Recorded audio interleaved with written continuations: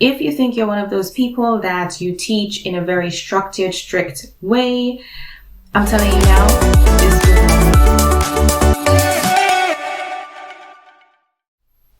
Hey everyone, and welcome back to my channel. I'm Karina, and if you're new here, don't forget to hit that subscribe button so that you never miss another video. In today's video, we're going to be talking about 10 things I wish I knew before starting my career as an online English teacher. So if you're just starting out or you're trying to see if this is for you, then stick around to hear these 10 things that you should also think about. So the first thing is to get certified. So all of those companies that say they would hire you without certification, no training needed, most likely it's a scam and you will be paid very little. So get your certification. You can go to TEFL, TEFL.org, TESOL, TESOL, Cambridge. There are many different organizations out there that you can use to get certified for an affordable price too. I'd link some of those down below in the description so you could check them out for yourself. It's also good to know that with a certification, the company that you work for, if they require it, they're most likely of a higher standard, and you can offer your clients better quality training as well. So the next thing is time management. Maybe this should have been number one, but this is something that I learned pretty late. So time management is crucial because you will be working most likely in a freelance setting. So this means you manage your time and you figure out your schedule. So at the beginning, I packed my schedule because I was so afraid of not having enough clients. And this is a no-no. So at most, if you're starting out, you should try to work for one company. And then if you manage your workload pretty well, you can add another company, because pretty soon you'd realize that you have maybe 50, 60 clients and no space on your timetable for them or on your schedule for them. And if you're burnt out, you can't do your reports at the end of the lessons. You cannot actually submit all of the things you need to for your invoicing in a proper way. So it reduces the quality of your teaching a lot. So right now, I only work for 2 companies maximum, because I do have a lot more experience now. A lot of the things I do now, it is kind of habit, so I don't have to think about it. So I figured out ways and systems to really quicken my process of invoicing, even my teaching processes, doing my reports. I have strategies to do these things that significantly reduce my time, so I can save a lot of time and add a lot more clients to my schedule if I really want to make more money. Another thing to consider with time management is that not all of your students would be in the same time zone that you are. So it might mean that you can have some early mornings, some late evenings. But again, that's up to you to decide if you want to work with these students or not. But at the beginning, it might be best to kind of take what you get. Meaning you take those clients that might prefer really early mornings, who are on the other side of the world, and by nature you might have lessons at night or, like I said, early mornings. So the next thing that's pretty important is equipment. So let me not front. So at the beginning, I did not have the best equipment. I had really basic laptop, kind of like what I have right now, and a headset. That's pretty much what you need, but I'm emphasizing on good. So it doesn't have to be great and exceptional, but good enough that you can hear the quality is pretty well, your students can hear you well, you can have great internet connection. All of these things matter in the quality of your lessons. And if you get booked again, or if companies want to work with you, and if you make more money. The next tip that I want to say is that you should really be flexible in your teaching style. So if you think you're one of those people that you teach in a very structured, strict way, I'm telling you now, this would not work for you. You should probably classroom teaching would be best. Traditional classroom teaching, online English teaching, you have to be flexible. You have to work with your students and understand what they want and how best you can deliver that to them. It's really not about you. And at least you have technology on your side. So if you do have a student that's sort of new and brings something new for you to learn, then you can Google it, right? Or chat GPT it. And you could find out the best strategies and ways that you can work with this type of student. However, if you do take a TEFL or Cambridge certification, they also highlight that it's really best to have a student-centered approach. So you need to take yourself out of this process and recognize it's what your students need for them to learn a new language. And that's it. The next thing to consider is that working online probably goes without saying that you would have some technical issues, technical problems that arise.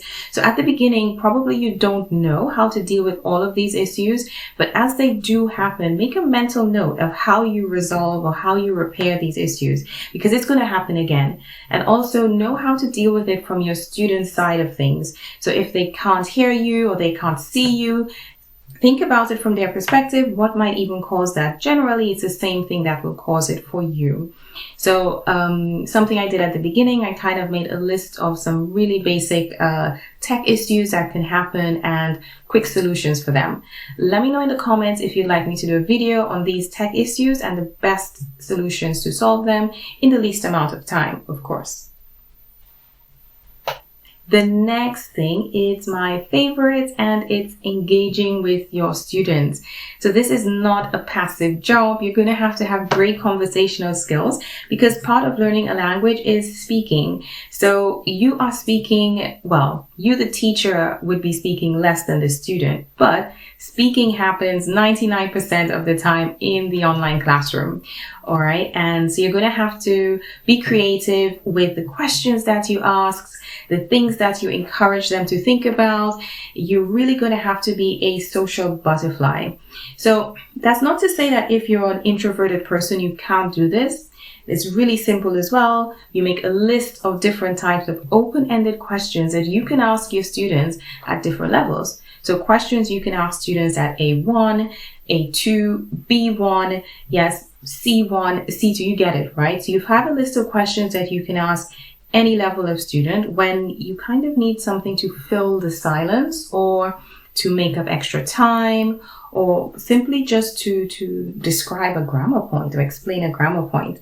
So at this stage in my career, I don't need my list anymore. It's kind of all up here. So with any student, no matter the level, I can keep that conversation going to really give them the opportunity to speak and practice and use the language. Remember, that's the key thing. How do you get them to use the language in the most natural way?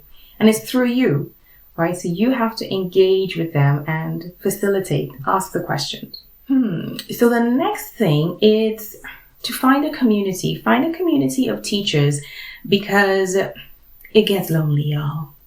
You are sitting at home. If you're really working online, sitting at home 90% of the time, you're going to need someone to talk to, someone you can bounce ideas off of. Usually the companies that you work with will have other teachers employed.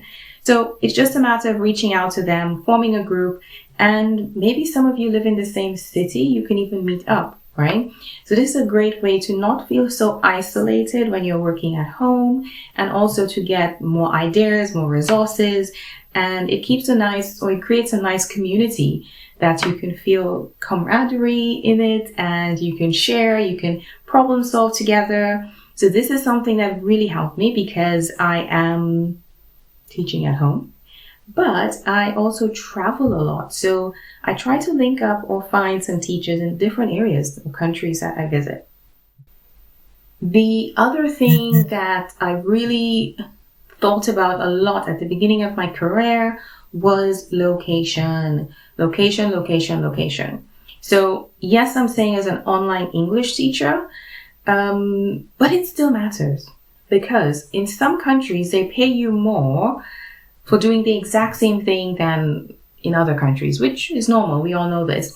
So if you are like a digital nomad, or you are really remote and you have that opportunity to travel, think about the countries that offer the best benefit for you, value for money or time for money wise. So right now, I would say the best countries that really offer this are Germany and is actually increasing their need for English teachers, and they're offering a lot more money. Yeah, let me know if you want me to do another video on that, traveling abroad or how to travel to another country to teach English online. Let me know in the comments, y'all. Let me know. The next thing that I would talk about is more personal, your personal development and your continuous growth. So this is important as an English teacher as well, because we're in 2024. You cannot be using the same methods and strategies to teach English as you did in 2020, or even further than that, 2015, 2010, 2005. No way. It's not going to work, because right now there's so many other resources that your students can use that you need to create that value for them. And the only way to do that is for you to stay up to date with the different methods and strategies that they can use or you can use in the classroom to motivate them and to actually have them using and practicing the language. There are tons of different AI platforms and websites that you can use in your classroom or to help you plan your lessons that will make them even more engaging. So, and also link that in the description so you can have a look at that. The other thing to really consider is your time-money ratio. So at the beginning, I'm going to say take what you get. Just grab it. Yeah, grab it. Grab those clients. You're going to need them because they are going to allow you to then be more selective as the years go on. So at the beginning, I probably started at $10 or $11 an hour. And now I can work and not have to really work all day if I don't want to, right? So I have a lot more time for value ratio happening. I can plan my calendar, I can travel, I can meet friends, I can do other things that I want to with my time because I have built up that really great client base and quality. So the reviews that my clients leave, the feedback that I get from the companies I work with have given me confidence that I can now charge a higher rate per hour and confidently get it. And I know I will receive it because I can offer exactly what they're asking for at exceptional quality. So those are the 10 things that I wish I really knew, I really had a better understanding of at the beginning so that I could have scaled myself probably much faster. But I can't complain. I'm here now and I'm offering you this advice so you can do it a lot better than I did and really have a lucrative career teaching English online in 2024. It's possible. It is still possible, guys. So, get it.